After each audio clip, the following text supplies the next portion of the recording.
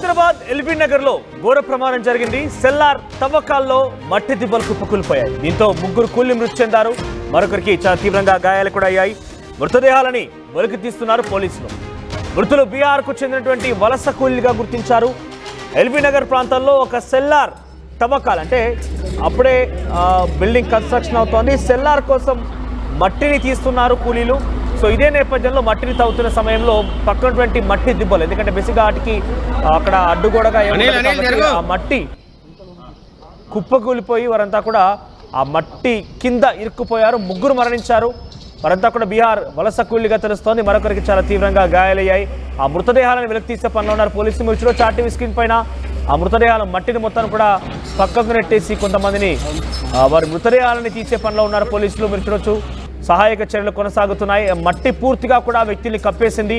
వాళ్ళు చాలా లోతుగా ఆ మట్టి అంతా తీస్తూ లోపలికి వెళ్ళిపోయారు. కానీ పక్కనటువంటి ఆ మట్టి దిబ్బలు కూరడం మాత్రం గమనించలేకపోయారు. ఒక్కసారిగా దిబ్బలు కూరడంతో మట్టి అంతా కిందికి జారుకుంది, వారి పైన పడిపోయింది.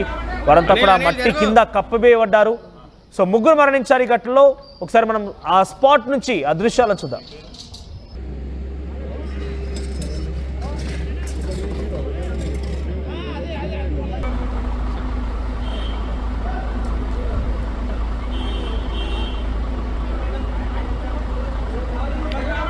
అనిల్ జరుగు.